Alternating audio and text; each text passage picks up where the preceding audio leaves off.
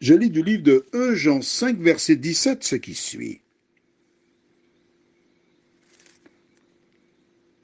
Toute iniquité est un péché, et il y a tel péché qui ne mène pas à la mort. Prions. Notre Seigneur et notre Dieu, nous venons de découvrir la définition du mot iniquité. Merci Seigneur de continuer de nous éclairer, de nous faire du bien. Au nom de Jésus et pour ta gloire éternelle. Amen. La fin du verset 17 a toujours causé problème à certaines personnes. J'ai une amie qui habite du côté de Casse-Pilote qui m'a un jour posé la question. Ok, toute iniquité est un péché, et il y a tel péché qui ne mène pas à la mort. Est-ce qu'il y a des péchés qui ne conduisent pas à la mort? La réponse est non.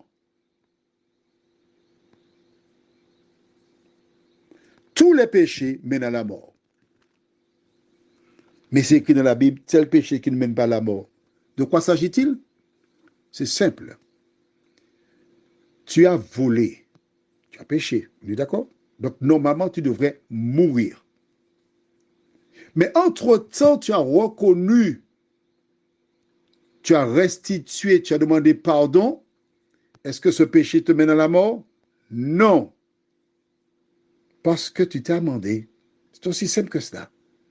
La Bible déclare dans Romains 6, verset 23, car le salaire du péché, c'est la mort. Dès qu'il y a péché, il y a mort. C'est pourquoi j'ai pris donc l'exemple avec le prophète. Il y a un moment, on a vu le prophète. Dieu avait donné un ordre. Il a désobéi à l'ordre de Dieu.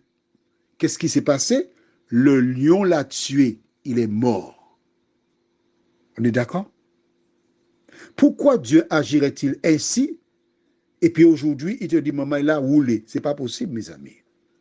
Alors, nous revenons à notre verset d'hier. Rappelle-toi.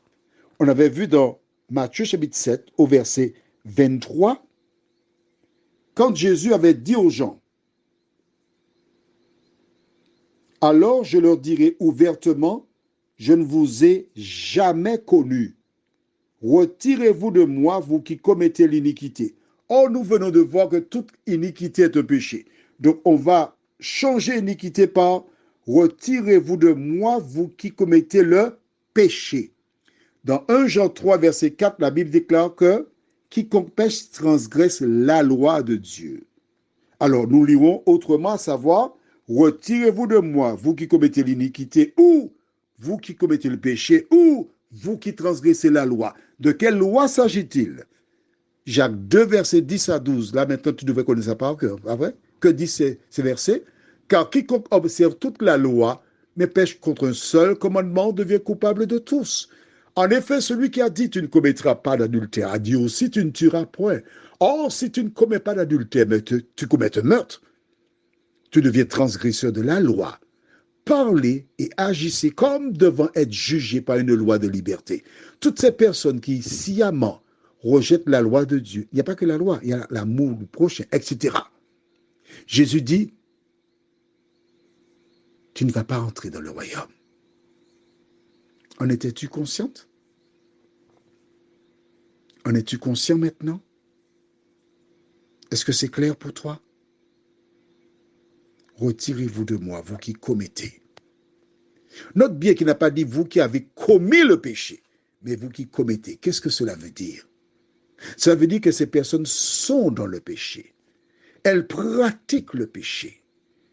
Elles pratiquent des choses interdites par Dieu. Elles ont fait le choix. Le prophète qui a été tué par le lion, il a fait le choix. Prions. Notre Seigneur, notre Dieu, nous te remercions pour la clarté de ta parole. Nous te demandons de nous aider à préparer nos cœurs afin de comprendre l'étude de demain matin qui donne la sauvegarde pour nous protéger. Seigneur, aide-nous à fermer nos oreilles au chant des sirènes, aux agents que l'ennemi enverra pour nous détourner de toi, nous t'en prions, Au nom de Jésus et pour ta gloire éternelle. Amen. Je te souhaite une bonne journée.